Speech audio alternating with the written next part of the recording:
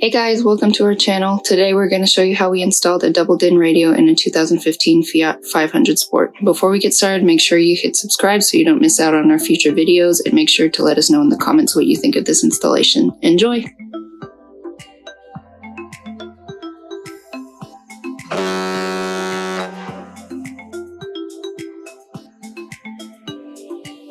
For this installation, we used the Pioneer MVH-1400NEX so that the car would have Apple CarPlay, and we used the idatalink Maestro RR2, mainly in order to retain steering wheel controls, but it does do other cool stuff too, like help read OBD2 trouble codes without an OBD2 scanner. And we also used the Spiral Audio dash kit because it had the best reviews of all the ones we found online, and it does fit the car really well. And they also sell an antenna adapter, which we used with this installation, and then we just purchased a backup camera off of Amazon. Now jumping into the installation, the first step is to flash the RR2, and you get the app to do this off of idatalink's website. We've included a couple of pictures here just to show you and give you an idea of the things that you can customize.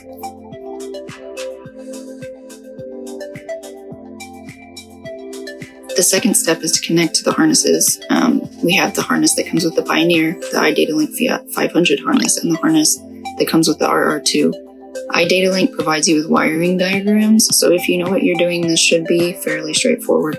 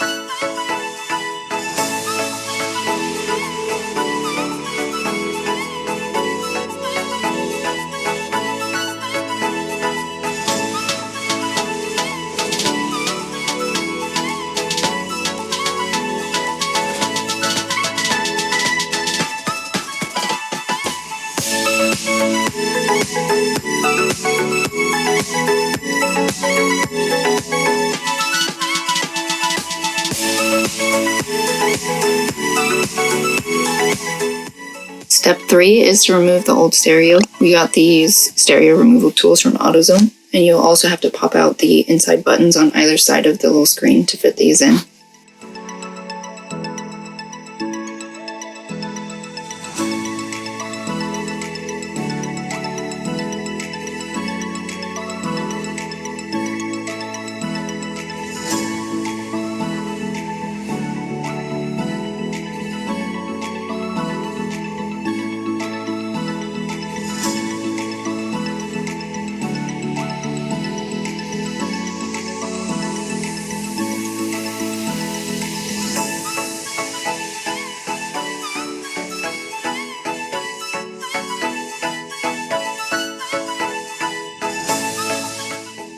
Step 4 is to prep the vents. For cutting, just insert the DIN cage to measure out exactly where you want to cut. And then this is also a great time to evaluate whether or not you want to do this, because once you cut them, there is no going back.